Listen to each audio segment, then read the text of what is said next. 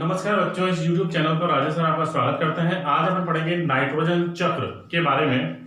Nitrogen चक्र में क्या होता है बच्चों कि वायुमंडलीय जो नाइट्रोजन है, यानी सबसे पहले वायुमंडलीय नाइट्रोजन जो होती है, ये वर्षा का जल यानी वर्षा के जल के साथ जब गैसीय नाइट्रोजन क्रिया करती है तो ये गैसीय नाइट्रोजन जो होती है ये अकार्बनिक नाइट्रोजन में बदल जाती है। अकार्बनिक नाइट्रोजन में बदल जाती है।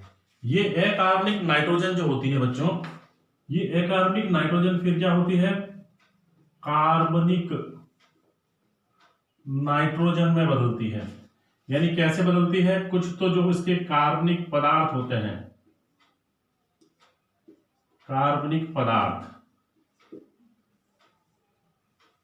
के रूप में ये कार्बनिक नाइट्रोजन के रूप में बदल जाती है। इस प्रक्रिया को यानी अकार्बनिक नाइट्रोजन का कार्बनिक नाइट्रोजन में बदलना कहलाता है स्थिरीकरण। ये स्थिरीकरण क्रिया कहलाती है। स्थिरीकरण क्रिया होने के बाद फिर क्या होता है, जब कार्बनिक नाइट्रोजन बनती है तो इससे क्या होता है, कुछ मात्रा में इसके जो होते हैं एमिनो यौगिक्स बनते हैं या एमिनो अम्ल बनते हैं। तो एमिनो अम्ल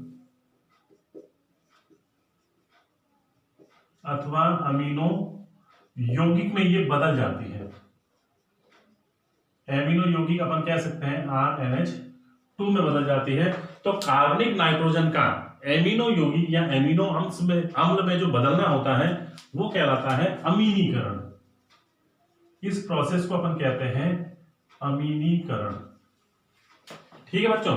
अब एमिनो अम्ल और एमिनो यौगिक जो होते हैं ये आगे क्या करते हैं, अमोनियम आयंस या अमोनिया में बदल जाते हैं। यानी अमोनियम आयन जो होते हैं वो अपन कह सकते हैं NH4 प्लस के रूप में या अमोनियम कार्बोनेट के रूप में ये चेंज हो जाते हैं, या हम इसको कहेंगे अमोनिया में ये बदल जाते हैं। और ये जो क्रिया होती है एमिनो अम्ल या एमिनो यौगिकों की अमोनिया में बदलने की क्रिया, ये कहलाती है अमोनीकरण। अब ये कहलाती है अमोनीकरण। फिर क्या होता है, ये अमोनियम आयन या अमोनिया जो होती है ये आगे अब क्रिया करके नाइट्रेट्स में बदल जाती है NO3-। कुछ इसका भाग जो होता है पहले NO2 में बदलता है नाइट्राइट्स में, फिर वो भी क्या होता है पुनः नाइट्रेट्स में बदल जाता है। तो ये जो होते हैं ये होते हैं नाइट्रेट्स। यही नाइट्रेट्स जो होते हैं ये ही सीधे पेड़ पौधों द्वारा ग्रहण कर लिए जाते हैं। और ये जो क्रिया होती है वो कहलाती है नाइट्रीकरण। इसे हम कहते हैं नाइट्रीकरण क्रिया। अब जो नाइट्रेट्स प्राप्त हुए हैं उसको हम क्या करते हैं, जैसे मृदा में जितने भी जीव जंतु पेड़ पौधे होते हैं, ये यहां पर पेड़ पौधे जो हैं उनके द्वारा क्या कर लिए जाते हैं, ये अंतर ग्रहण कर लिए जाते हैं। नाइट्रेट्स के रूप में ही नाइट्रोजन जो होती है वो पेड़ पौधों द्वारा ग्रहण कर ली जाती है। पेड़ पौधों से ये क्या जाती है, जंतुओं में चली जाती है। तो जंतु अवशेष तथा पादप अवशेष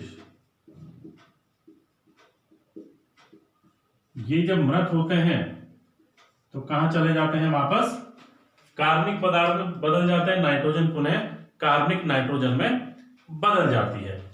फिर क्या होता है, कुछ विनाइट्रीकारक जो जीवाणु होते हैं,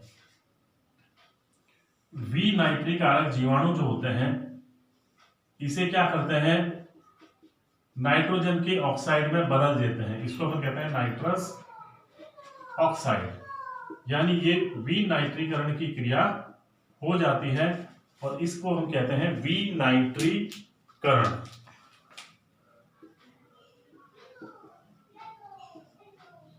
यानी नाइट्रेट आयनों का या नाइट्रेट्स का नाइट्रिक ऑक्साइड में बदलना क्या कहलाता है, विनाइट्रीकरण कहलाता है। फिर नाइट्रोजन के जो ऑक्साइड होते हैं पुनः क्या होते हैं, नाइट्रोजन में बदलकर वायुमंडल में चले जाते हैं।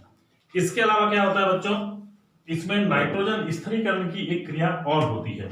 यानी नाइट्रोजन स्थिरीकरण में क्या होता है, नाइट्रोजन जो होती है वो मृदा में कार्बनिक पदार्थ के रूप में सीधे उपलब्ध हो जाती है, उसको हम कहते हैं नाइट्रोजन स्थिरीकरण। नाइट्रोजन स्थिरीकरण ये क्रिया जो होती है ये दो प्रकार से होती है। एक तो होती है सहजीवी नाइट्रोजन स्थिरीकरण, दूसरी होती है असहजीवी नाइट्रोजन स्थिरीकरण। सहजीवी जो होती है वो तो होती है राइजोबियम जीवाणुओं द्वारा, राइजोबियम जीवाणु जो होते हैं उनके द्वारा ये क्रिया होती है। और असहजीवी जो होती है ये होती है एजोटोबैक्टर,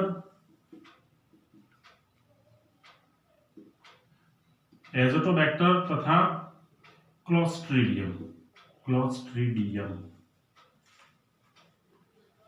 ये दो प्रकार के सूक्ष्म जीव होते हैं। एजोटोबैक्टर जीवाणु होता है, क्लोस्ट्रीडियम एक प्रकार की कवक होती है जो वायुमंडलीय नाइट्रोजन को बिना किसी पौधे की सहायता से मृदा में उपलब्ध करा देती है पेड़ पौधों के लिए। तो इस प्रकार बच्चों ये जो नाइट्रोजन है, वायुमंडलीय नाइट्रोजन जो है वो विभिन्न चक्र में होती हुई पुनः कहाँ आ गई, वायुमंडल में चली जाती है। इसलिए इसको हम क्या कहते हैं, इस पूरे चक्र को मृदा में नाइट्रोजन चक्र कहा जाता है। इसमें क्या होता है, ये जो क्रियाएं हैं स्थिरीकरण, उसके बाद अमीनीकरण, अमोनीकरण और नाइट्रीकरण। तो अमीनीकरण, अमोनीकरण और नाइट्रीकरण ये जो क्रिया होती है इसको संयुक्त रूप से हम क्या कह देते हैं, खनिजन कह देते हैं। एक वर्ड है खनिजन। तो इस प्रकार से हम कह सकते हैं कि नाइट्रोजन जो है वो पहले स्थिरीकरण होता है उसका, उसके बाद में खनिजन क्रिया द्वारा वो नाइट्रेट्स में बदल दी जाती है और ये नाइट्रेट्स ही पेड़ पौधों द्वारा ग्रहण किए जाते हैं। यानी मुख्य रूप से नाइट्रोजन जो है वो पेड़ पौधों को नाइट्रेट के रूप में ही अंतर्ग्रहित की जाती है, दी जाती है और ये उसके लिए उपयोगी होती है। तो इस प्रकार बच्चों हम कह सकते हैं कि वायुमंडलीय नाइट्रोजन का विभिन्न प्रक्रमों द्वारा विभिन्न चरणों में होते हुए पुनः वायुमंडल में पहुंचना नाइट्रोजन चक्र कहलाता है। धन्यवाद।